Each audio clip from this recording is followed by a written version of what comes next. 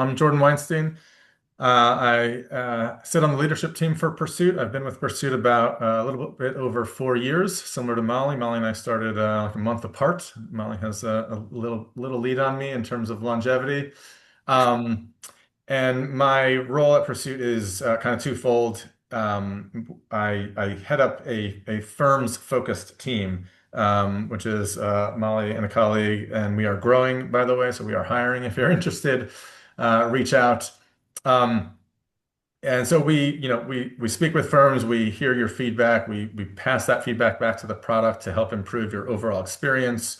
We take your feedback about how clients use the platform, and then also just see, what else can we provide of value to the law firm side of the marketplace that Pursuit has created. And then the other part of my role is as head of data, and what that means is effectively being in and out of our data kind of all day, every day, looking for trends and insights and things that I can turn into a report or some sort of insight that I can feed back into the industry, like in this webinar. And also look to see how can we package up all that data that a lot of you seem to find a lot of interest in, and create products out of that. Again, to add some more value to how you all do your jobs. So that's my role at Pursuit. I came from the law firm world. I spent about 20 years at New York City law firms before going in-house to Goldman. I spent 4 years there as head of legal engineering and legal ops, and Pursuit was selling into Goldman. So that's how I got introduced to Pursuit. Molly?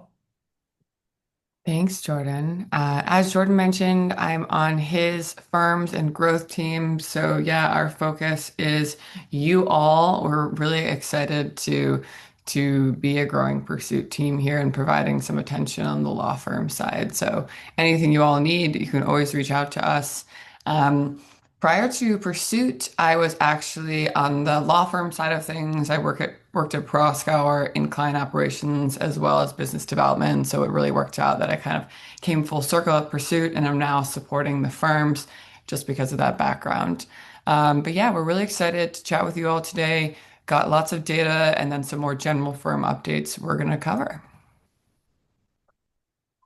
I'll just I'll just fly through this agenda quickly. So Jordan is going to cover most of this first half. So he's going to talk through Pursuit clients more generally, who are some of our newer Pursuit clients, and then more broadly, what does the Pursuit data set look like?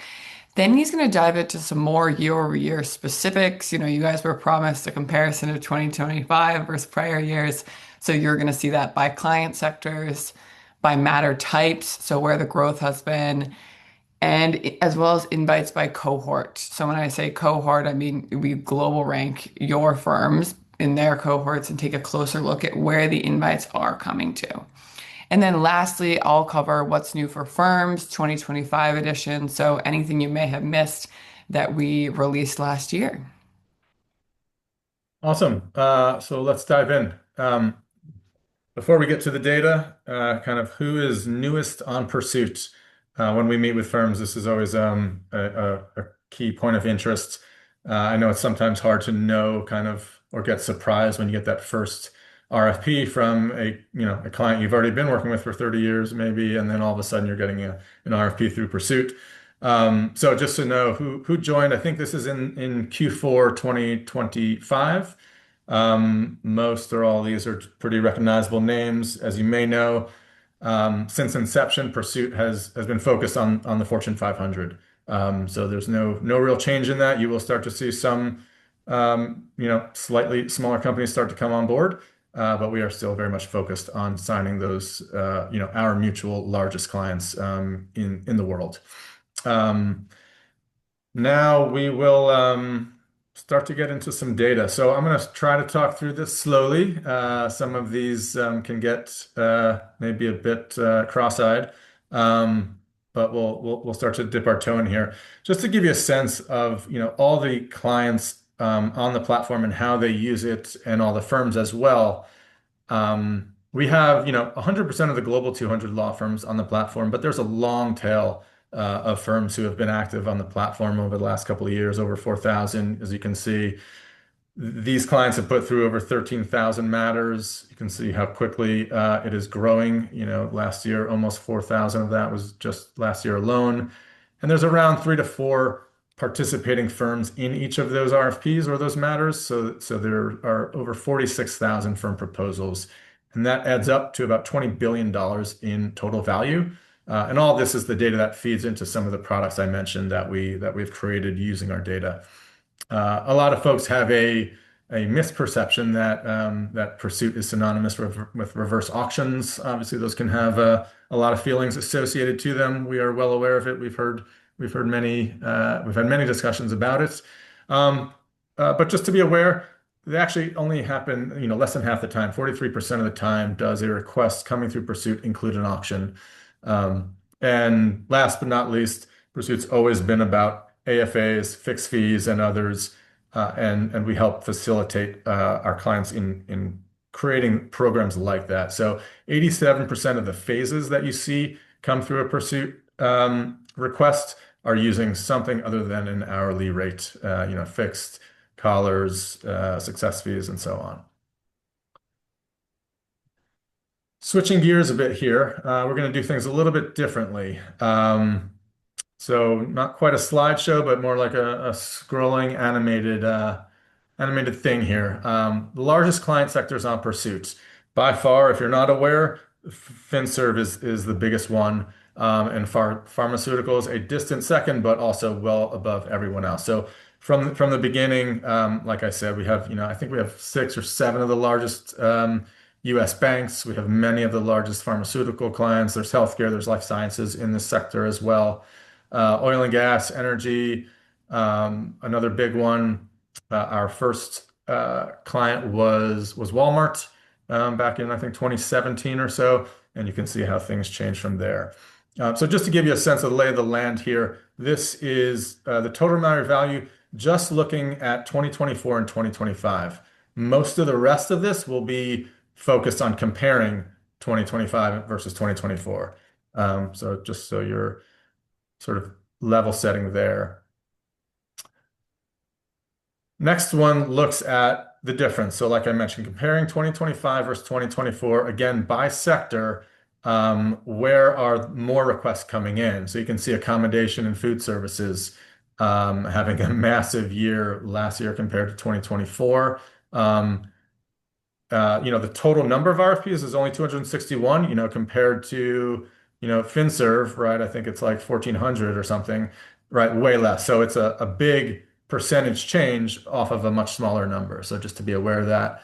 Infotech also growing very quickly as well, utilities and so forth. Professional services is another one, but again, that's off of a very small number of RFPs in 2024. Moving on. And we will make all of these available to you in a very similar fashion, either by sending you a link to this, or you might even find it on the Pursuit login screen soon. This one is looking at the increase in the total matter value year over year. So pharmaceuticals put just about 147 million more spend through the platform in 2025 versus 2024. Infotech put 131 more million dollars through and so forth. And you can see there are some areas where there is some reductions.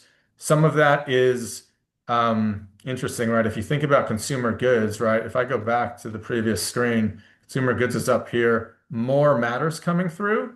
And they were way up here in terms of, the total, but coming back down to screens, they've actually put less through year on year, but a whole lot more matters. So we have some new clients there that are putting a lot of matters that are much smaller, and you'll see that in another slide as well by sector. But for me, one of the most interesting things is Infotech has always been one of our biggest sectors on the platform, both in number of RFPs and so both volume and the total spend. And so to see them at the very top in terms of increasing even more is pretty surprising, at least for me. Infotech was not a surprise. We've signed some really big new clients in 2025. Molly, let me know if you're seeing anything in the chat. I thought I'd be able to monitor it, but not yet. Okay. Alex is doing a good job fielding it. This one's a little bit off topic, but it's because we did the reverse auction stat earlier, and I know you have these on the top of your head, otherwise I wouldn't throw it at you. But are we seeing clients use reverse auctions less and focus more on AFAs? Or this is from Just Say. Got it. No, so the use of reverse auctions is holding pretty steady. And in at least from our perspective, it's very much in conjunction with AFAs. It's not sort of a one or the other. AFA usage has actually gone up. That stat used to be 86%. It slightly edged up to 87% all time. So that means actually last year it probably went up quite a bit um, to be able to move that number over, many years. Yeah, so a lot of those things are holding steady. So the next slide here, we just looked at this one. What I'm doing here is overlaying these same numbers with the percentage change. So, 146 million for pharmaceuticals, that was an 87%. The part on the right here is the percentage variance year over year. On the left is the dollar variance year over year or change. Um, so, Infotech, a massive percentage change, 3.5x 2025 versus 2024 in terms of how much more spend they put through the platform. Um, on the smaller side, right, FinServe, yeah, just much smaller changes there. So these are really the most interesting ones for me on these. And then I think the last one for sector is looking at how matter sizes are changing. So I alluded to this in an earlier slide about how consumer goods is putting a lot more smaller matters through, right? So you can see their matter size reduced by 34%, 2025 versus 2024. Agriculture even more. And so a whole bunch of sectors here are down in terms of the average matter size. To me, this is a really notable change. Pursuit has always been a platform of large, complex matters, right? It's a big effort to go through and scope these matters out and go through the whole process, at least compared to what they used to do, right? They used to just pick up the phone and say, "Hey, handle this matter for me." Um, and so I think there was a tendency to say, "Okay, you know what? Let's reserve using Pursuit for our bigger things where we're going to see a bigger ROI potentially." But clearly, that's starting to change. A lot of our clients across sectors are starting to put smaller matters through, which I find quite interesting. Um, Jordan, why do you think that is? Like, any personal thoughts off the top of your head? Yeah, so I think Why? I mean it's kind of a natural way, right? If you think about, a procurement function, they will always start with the biggest bang for your buck, right? Okay, hey, let's look closely at our biggest vendors, for example. Most of your spend will be with 80% of your spend will be with 20% of your vendors. Let's make sure we negotiate the most with them so we get the biggest ROI there. On when we implement Pursuit, they usually start with litigation, right? That's where the most amount of spend is most of the time, or M&A or other transactional areas. They'll start Mhm. there, they'll get those successes, and then they'll expand to other practice areas where in general matters are smaller. So I think these are part of this is just a natural progression. Another one I would like to hope is a reason is that Pursuit has added more functionality. And so they can get more value in different ways than just sort of the traditional put a single Yeah, matter through. So there's other use cases on the platform. Although most of this data is based on the core use case. yeah. So that's my One sort quick, of off the cuff answer there. Yeah. yeah, no, thank you. One quick question from Andy, and Alex answered it a little bit in the chat, but it's just kind of related to the kind of client process you were talking about. He's asking, how many, like, probably don't have a percentage off the top of your head, but wondering which and or how many clients involve either procurement or legal ops in their pursuit process, versus the in-house team. Is it always? Is it never? Is that something we know? Yeah, I feel like our head of CS would have a better answer on that. Mhm. It definitely varies. We have like to sort of categorize clients as sort of self-service, centralized, sort of, we'll sort of take some measurements as to like the maturity of their legal ops program, even if they Yeah. have one. They almost all do have legal ops. Some of them are just one person, right? So you know they're not able to handle all the matters. We have some clients who the lawyers are doing almost everything. Some clients where the lawyers will initiate things, but reach out to their centralized legal ops team, as like a last check. We have had and we're building the ability, it may have actually just been released, the ability for clients to have a formal approval process before an RFP can go out. So, a lawyer might create it, scope it, do all the invitations, do all the settings, and then it goes to, a centralized team before it can actually be sent. So some of them are formalizing that kind of a process as well. Yeah. So it really depends on the in-house team, but definitely the lawyers are getting eyes on what's being sent out. All right, shifting gears here. Now we're looking at matter type. We can look at it in two different ways. This one is looking at the total value of the matters over the last 2 years by matter type. And by matter type, what I mean is effectively, if you're familiar with Sally, Sally is an industry standard around legal taxonomy, and it has things like area of law, right? You might, intellectual property or litigation or transactional or areas of law. Sorry, take that back. Intellectual property is Mhm. commercial law is litigation or transactional are services. So we're combining those, right? Intellectual property litigation as one sort of matter type, as we call it, or commercial disputes as another. So you can see here where the largest by spend matter types are coming through the platform. And we can dig into some of these, right? If I click on intellectual property litigation, you can see patent litigation specifically takes up very much the lion's share there, but trademark and dress is a distant second. If I come back up a little bit, there's regulatory and white collar disputes. Clicking into that, already you can see antitrust litigation is a big one, but government investigations is also pretty sizable as well. And in third, there is privacy and cyber disputes. So it's just another way to sort of explore the data on Pursuit. Um, in the maroon over here is our transactional section. You can see M&A is the largest, and what sort of sub matter types make up this M&A space here. So private acquisitions, public, private carve-outs. All of this is basically um, based on a AI-based labeling process that happens on all the matters that come through the platform. Based on the titles, the descriptions, attachments, and things like that. This is only I sort of reduced the total set. There's a whole lot more bubbles here. I just brought in the top four basically. So the other ones is contract and advisory, regulatory compliance. But like I said, there's a whole slew of others that again might have made you go a bit cross-eyed. And you can see sort of which ones are the fastest growing, regulatory and white collar, IP, M&A being the fastest growing ones.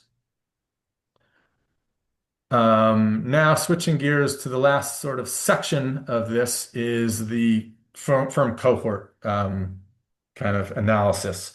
So as Molly started to allude to, the way we're breaking down firm cohorts, right? You can do this any number of ways. I think there's basically zero agreement across the industry on how to do it. The way we're doing it here today is based on your firm's last reported annual revenue, and we're doing that globally, right? We have obviously very global clients. So this is not an AmLaw ranking cohort, but 1 to 10 and so forth. Unranked being anyone outside or the 200, and that this will also include ALSPs and other service providers. So what you're looking at here, similar to the very first slide, just looking at invited amount and combining both 2024 and 2025. Just something to keep in mind, right? You only have 10 firms in this cohort, right? But there's still, up here, obviously, a lot of lawyers in those 10. And unranked is, I don't have the numbers here, but that's a lot of different organizations in this grouping. So you get a bit of the lay of the land here, and there'll be some very interesting ones about the back half of this 200 grouping here. You'll see in a little bit. Here I'm just overlaying the number of matters that each of these cohorts have been invited to. It might be a little bit hard to see here, but around here is 1,000, 900 there, almost 1,500 here, and so forth. Obviously, this unranked one with a whole lot of of service providers in there is over 2,400. So just to give you a sense of that.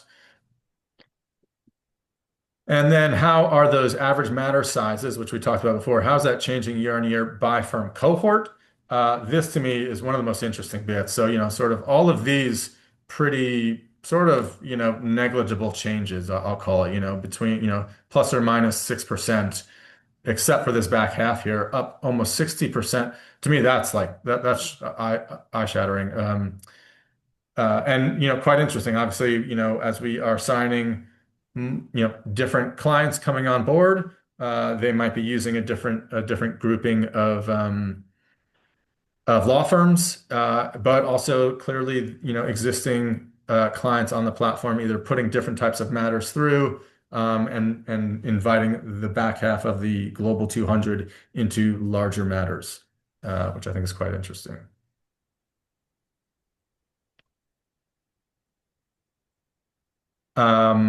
What that did is change, obviously, how much more these different cohorts are getting invited to in total. So again, this is 2024 versus 2025. So focusing on this 101 to 200 cohort, the firms in that got invited to 200, almost $250 million more in 2025 than in 2024. Obviously, everyone's up. Pursuit is growing. We're signing more, so everyone's positive here. But they really stick out quite a lot.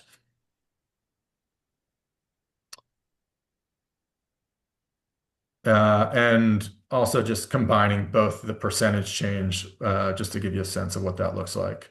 So this is really the same data, just overlaid. And that's it for our data section.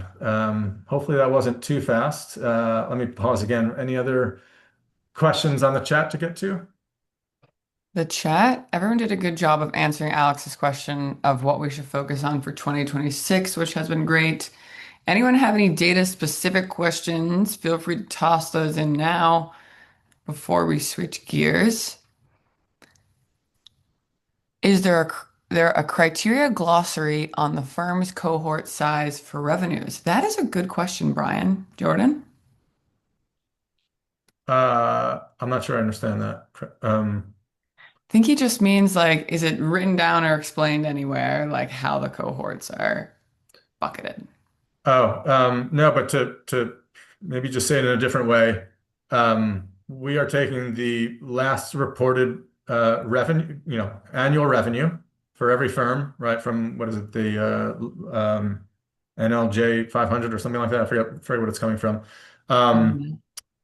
and then just bucketing them into those, 1 to 10, 11 to 25, and so forth. Yeah. I think Brian is asking because he wants to, be able to go in and check his firm's, where Oh, he I would see. stand. Got it. Yeah. So, good question, Brian. Maybe we can make that more readily Yeah, available. yeah, we can. Yeah, that's not hard for us. Yeah.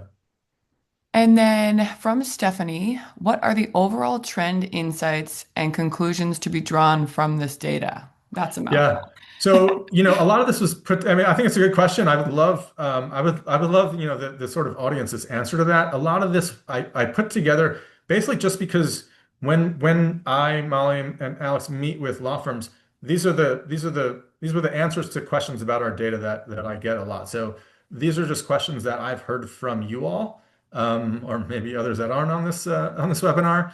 Um, I think a lot of times they're asking it from a perspective of, hey, how should we plan in terms of headcount, right? And coming into budget season, my firm handles 800 RFPs a year or whatever it might be. We are focused on this sector. Should we expect to see a lot more coming through? Or our firm does sit in the back half of the Global 200 or the AmLaw 200, and we're focused on consumer good clients. There's a lot of those RFPs on the platform. Do we need another, proposal manager or a BD person focused on this, as a potential growth lever for the firm? So I think that's how people are sort of hoping to use it. Um, but yeah, I'd love other people's answers to that as well. Yeah, and I think it's really good to keep in mind, especially as Jordan talked about our clients and some of the sectors we're growing in, to keep in mind any of your clients that could be coming through the door next, just to over prepare the team for, a pursuit request, especially those partners make sure that, or be proactive on the other front. If maybe you saw one of your clients' names on there that you want to get invited to, reach out to them. We've got one from Matt. Yeah, I Um, don't have an answer on that one, but not hard to look it up. So actually on that note, and we'll say it again at the very end, but what we're going to do, we've started a Pursuit community and we'll have a link and a QR code. You can join it. We're going to take all these questions that I'm not able to answer right now, and I'm going to answer them in the community. So we'll sort of continue the discussion there. So yeah, some of these are super easy for me to pull. I just don't have them at the top of my head. yeah, good question. And just for reference, Matt's question was about the rate review tool through Pursuit, like the frequency of usage of that, if it's increasing or not. All right, I'm going to share my screen so we can pivot into. All right, can you guys see my screen? What's new for firms here? Yep. Okay, great. So the first thing we're going to start on, and I'm not sharing my screen because I'm about to toggle over to a new tab here, is the new firm's homepage. So we have released a new firm's homepage within the platform. If any of you are avid users and you want to open up your browser right now and kind of walk through it with me because you haven't seen it yet, feel free to do that because I'm about to open it up as well. Props to our product team. They spent hours speaking with you all, different firm users, to create and build the best case scenario and what you all were looking for. So we're excited to hear your feedback about it and answer any questions you do have. All right, can you guys now see my Pursuit demo? Okay, Jordan's thumbs upping me. So, I just want to emphasize before I start driving through things that I'm working in a demonstration environment. So all of this data is dummy data. There's nothing proprietary in here. If you see any crazy numbers or anything like that, that is why. Um, so when you first log into the Pursuit platform, you will see some insights here, which you definitely did not have before. These are going to be a rolling 12-month performance snapshot. So really important to keep in mind that time frame there. We've gotten that question a couple times. Additionally, these numbers are related to the pursuit requests that me as the user have been invited to or it's been shared with me. So these are not looking at XYZ firm holistically. So keep in mind just the ones that are shared with you. We will talk a little bit more about that holistic data in just a second. So the idea here behind this first page was to give you all, a little bit some data visibility, high level, especially as it relates to your requests, and then some faster navigation. So you can see down here, it really highlights what of my requests are due soon, auctions that are coming up, or I've recently updated. So this is kind of like my quick go to action um, page, if you will. We do have a view more insights button over here, and I'm going to touch on that in just a minute, but kind of important to keep in mind. Over here, you'll see this toolbar. As I hover over it, it will pop out. And this is going to have, two more tabs than you're used to having. So I'm encourage you to head over here and make sure you poke around in here. And we're going to walk through them right now. So requests and proposals. So a little bit different from the home view. Now, if I want to see all of my proposals that I've been invited to or have been shared with me, I can head over here to this tab and poke around. There are awaiting response, drafts and revisions, and then all. So all is a really important tab, and the filters, I think, are going to be the biggest change for a lot of you. Now you can easily maneuver by client, by date range, and find some of these older requests should you need to reference them or, pull any specific data from them. So don't sleep on those filters. They are hidden up here. Also, you'll see when the requests are listed out, you have a little bit more information. Like I mentioned, I am in a demo environment, but you would have client logos here, which is just kind of nice, pleasing to the eye, but also makes it a little easier, when you're scrolling through to maneuver and some more high level details, again, to keep you organized. And I'm not watching the chat. I know this is relatively self-explanatory, but if any questions do come through, interrupt me, Jordan. Yep, you're good. So the last thing I want to talk about is this competitive intelligence button. There's two ways to get there, and I did say we would come back to this. So you can either hit competitive intelligence or you can click this view more insights button. So a little bit faster for you when you're already in the data zone here. Now I've moved over to our competitive intelligence dashboard, and you can see there are three tabs here. All of you will have access to the executive summary tab. We've made this available to all firm users, which is so exciting because you're getting some really great data visibility in here. And this executive summary all of contains information on all of your firm's requests. So a little bit different to what we saw on the first page, where you're getting insights on just the requests you've been invited to. So you're able to get a firm, larger and more high-level picture on, invite amount, win rate, win dollar amount, as well as on decline amount. So what you decided not to participate into. Before I dive into more details here, I just want to call out that there are these filters at the top. These will stay consistent between the tabs, but you have practice area, date range, client sector, which is a big one, and then you can take your pick if you want to see all RFPs or with auction versus not.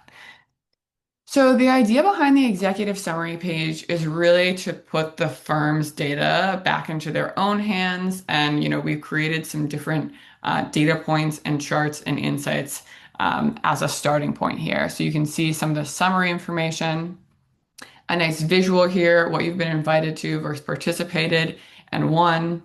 And then as I scroll down, we break things down by sector as well as by client. So important to keep in mind that some of these tables have different toggles. So if you click them, you can see it in a different view. And then lastly, on the executive summary page, we have a bit of a data dump here for you. So you can export this. This is actually one of my favorite tables. Manipulate it further as you see fit or combine it with some of your internal data. Now, as I scroll back up, as I said, the proposal performance tab and the wallet share tab, these are additional add-ons. So the executive summary should be available to you today, but these additional two tabs are going to be an add-on tool. Just high level, I want to share a little bit more about them, but I won't walk through each of them. So the proposal performance tab, well, and actually across both of them, what we've done, and then the reason they're an add-on is because we've combined our data with each of the firm's data to give you all deeper insights on, proposal performance as well as, so I'll just click into it. So some comparisons into what happened when you won versus when you lost. And of course, this is all in a confidential manner. And then across wallet share, we're giving you insights into the wallet share of Pursuit as a whole. So when I say the wallet share of Pursuit, so how much have you been invited to on Pursuit? And then again with those cohorts that Jordan talked about earlier, as it compares to your cohort. So are you higher or lower than that average in terms of invite amount? Has your invite amount grown over the past couple of years? With the filters up top, you can investigate things like that. And same with participation in one. Jordan and I are going to ensure that our emails are added in the deck or the follow-up emails. So if anyone wants to chat further about these two tabs, you can always reach out to us. But yeah, we hope you all love the new homepage, insights page, as well as proposals page. Feel free to shoot feedback over to us, ask questions. We're excited to continue iterating, but hope this helps you with, faster navigation and some better data insights in terms of your pursuit data. Anything to add, Jordan, before I keep moving on? Yeah, just coming back, Matt Trump, I think, asked about that rate review stuff. So I just looked it up as you were chatting. It's held pretty steady, actually, in terms of number of clients. So year over year, at least. So I think that, obviously it's very cyclical. So it'll probably be a while before we know if there's an increase in that usage in 2026. Thanks, Jordan. All right, so new firm's homepage, that was a big one. What else is new since 2025 for the firm side of Pursuit? Price benchmarking. So, in case any of you haven't heard, we created a price benchmarking add-on tool. What we did was feed all of the data that Jordan was just talking about. And you may remember 87% of our requests contain some sort of AFA under them. So, we have a really unique data set containing a lot of fees. We've fed that all into a product called price benchmarking that we've made available as an add-on option to the firms. And V3 was released in this fall of 2025, which was a really big one. I'm just going to talk through a couple of the highlights of the release. Yes. So as you can see, the tool, kind of the bread and butter of it is the fix and cap fees, of course. That's really the unique data set Pursuit has. And what we did was expand in the V3 release was expand deeper taxonomy of matters. So I think we went from just a handful of matters all the way to over 240 practice areas as or matter types as well as subcategories and subcategories. So you can get really granular at what you want to see from the tool and compare your pricing against so you can feel most confident. Another one was complexity modifiers. So when I'm choosing something like litigation, I can also add my damage exposure level. And there's toggles for arbitration, shareholder action, just so I can get those numbers to be reflecting the exact type of request that I want to be viewing the numbers for. And then lastly, cohorts. We're talking a lot about cohorts today, but we added even more law firm cohorts to the filtering section. Again, kind of under the broader theme of adding more customization and granularity for our price benchmarking users. But so we had AmLaw cohorts, and now we've added profit per partner as well as global rank and a few others. So we're really excited to be adding that range there. Anything to add, Jordan? Um, no, I can just expand on an answer that Alice just gave to Neil about whether we use Sally as the basis for matter types. So we have effectively combined two different classes in Sally. Sally has, area of law and service. So for example, intellectual property or litigation. Just from a UX perspective, we felt it's easier for users to be able to click IP litigation or patent litigation, not have to click two different filters. So we've combined those, and we've also gone much deeper than Sally does in a number of areas, not everywhere. So it'll look quite similar, a lot of it, but then you'll say, oh, actually, I can get to I can be more specific about a matter than you could otherwise in Sally. Yeah, good question. Thanks, Jordan. And something from Julio, I'm just reading this. Are clients able to enable multi-level rankings during an auction? Based on fixed fee, but also based on proposal rate card.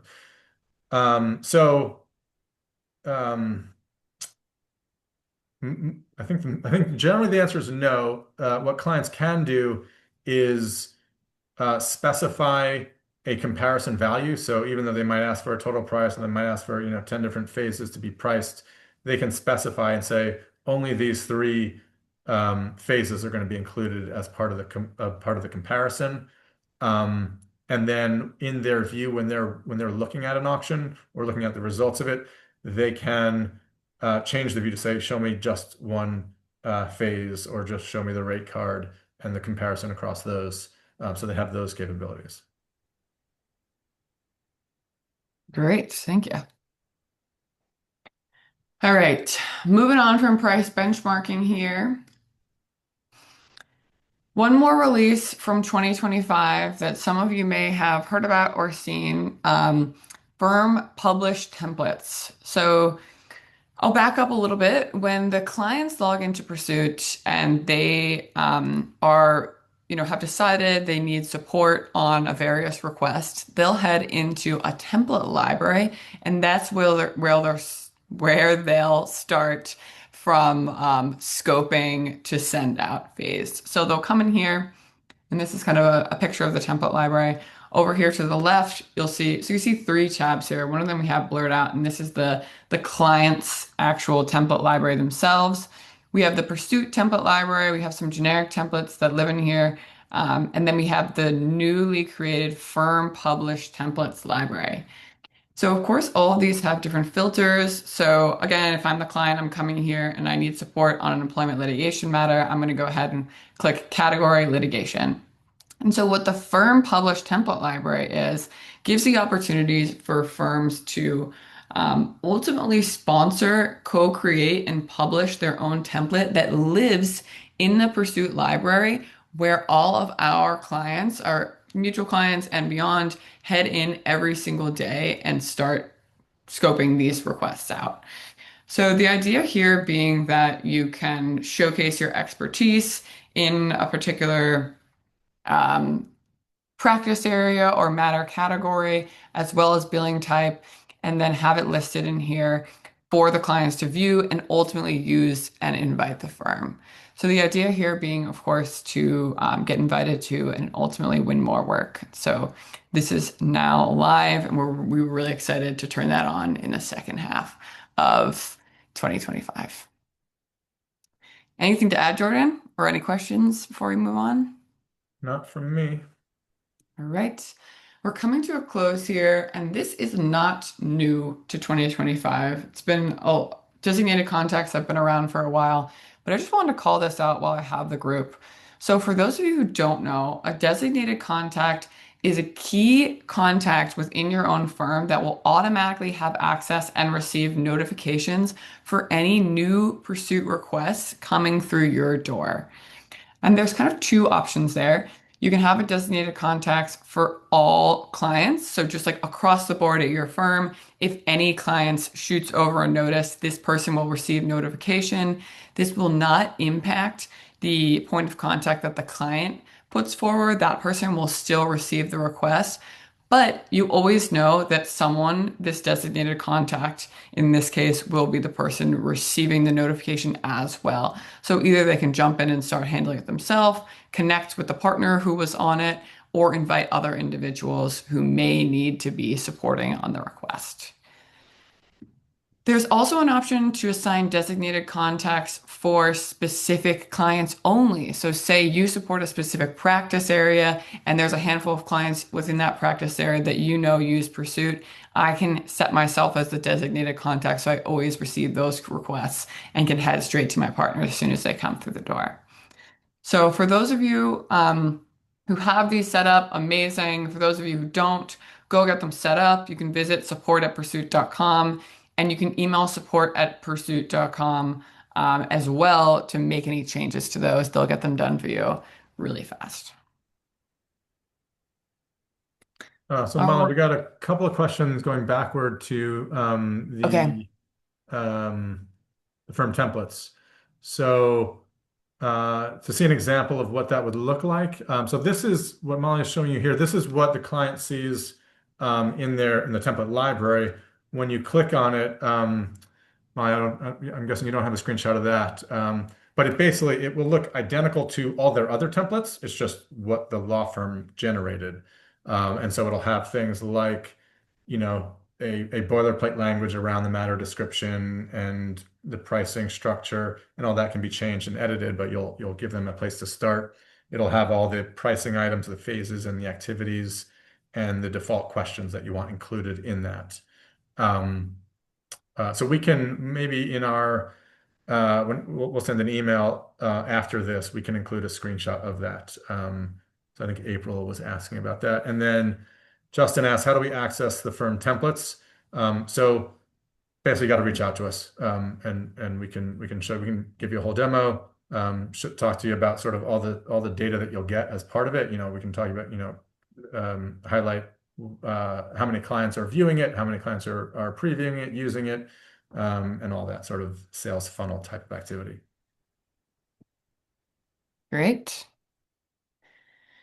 All right. Well, Jordan alluded to this earlier. We have launched a community for firms. So, a space for all law firm professionals to jump in, share strategies and best practices, not only about pursuits, but you can talk about AFAs, pitches, pricing, proposals, ask us questions, share pursuit feedback. We want to hear it all. Here's our nice QR code if you want to join right now. We recommend joining via LinkedIn. Just it'll make it easier for you logging in and whatnot. A few other FYIs for me while we still have you and as we close out here. And in the meantime, if you guys have any follow-up questions, just start feeding them into the chat. Jordan and I can answer those as we close out here. But the Pursuit Firms team will be attending LMA. If anyone's going to be there, come and find us. We'll have a booth on the floor. And then if anyone is local to New York City, we are hosting a Pints with Pursuit for firms on February 11th. So if you're interested in coming by for a drink, saying hello, please let us know. Again, we'll make sure our emails are included in the follow-up here. So reach out. A few other questions. Will the clients see the firm who created the template? Yeah, that's kind of the. Oh, I see. Well, the client see. No. So the client who is creating the RFP, they see the firm that created the template. Absolutely. That's the point. And you can include, the key partner that you want to be reached out to if they want to, invite them. And then Jenny, yes, the firm template is an add-on tool. Yep. Great. Well, thank you so much for coming, everyone. Jordan and I will stick around for another minute or so and answer any additional questions in the chat. Um, Follow up with us with comments, feedback, questions. Join the community, post them in there if you want to see. Jordan will be answering some additional questions. And thanks so much. Have a great weekend. Anything to add, Jordan? No, I'm just seeing a few people joining the community already. We love it. Yeah. Love to see it. Thanks so much, everyone.